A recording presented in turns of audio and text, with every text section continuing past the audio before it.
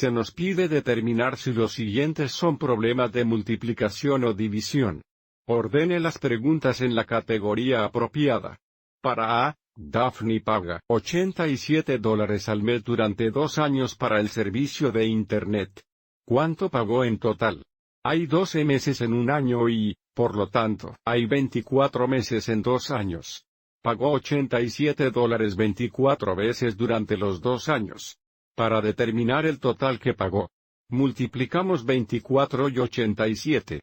24 veces 87 es igual a 2088, lo que significa que Daphne pagó $2088 durante 2 años por el servicio de Internet.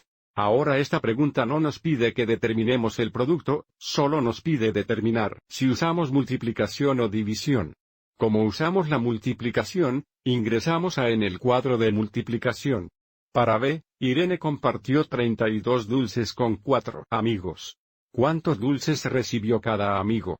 Entonces ella tiene un total de 32 dulces que los dividirá en 4 grupos de igual tamaño para sus 4 amigos. Y por lo tanto, para determinar cuántos dulces recibe cada amigo, realizamos la división 32 dividida entre 4 es igual a 8. Cada amigo recibe 8 dulces. Usamos división y, por lo tanto, colocamos B en el cuadro de división. Para C, cada pastel de manzana recibe 3 tazas de azúcar.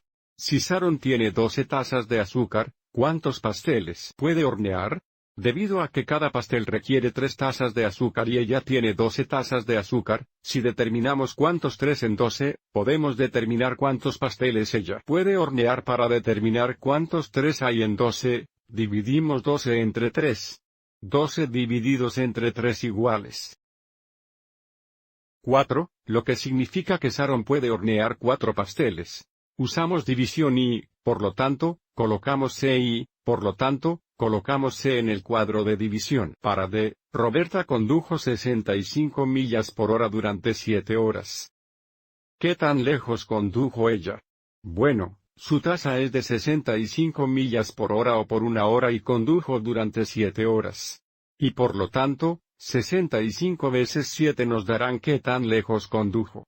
65 veces 7 es igual a 455, lo que significa que Roberts condujo 455 millas durante las 7 horas.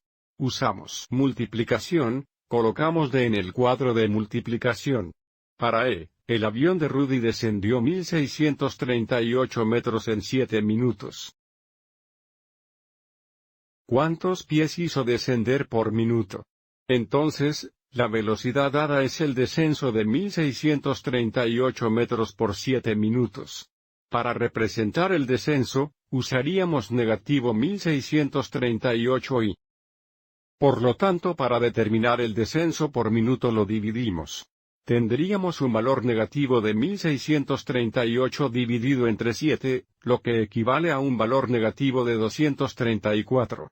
Este valor negativo representa un descenso de 234 metros por minuto. Usamos división. Colocamos en el cuadro de división.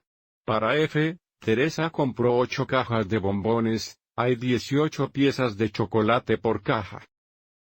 ¿Cuántos chocolates compró? Debido a que cada caja contiene 18 piezas de chocolate y ella tiene 8 cajas, 8 veces 18 nos da la cantidad total de chocolates. 8 por 18 iguales 144. Usamos la multiplicación. Colocamos F en el cuadro de multiplicación. Para G, José conduce a casa para las vacaciones su casa está a 871 millas de distancia. Si conduce por 13 horas, ¿qué tan rápido viajó por hora? De la información dada, tenemos un tasa de 871 millas por 13 horas, lo que representa un cociente.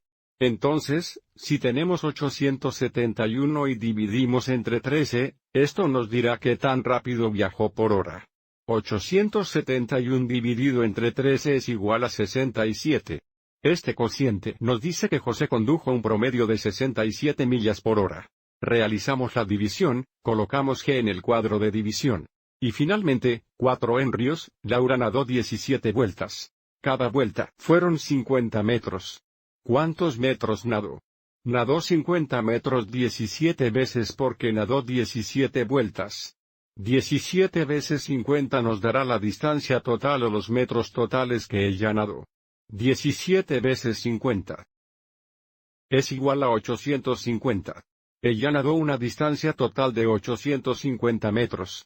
Realizamos multiplicación para resolver el problema. Colocamos h en el cuadro de multiplicación. Yo espero que hayas encontrado esto útil.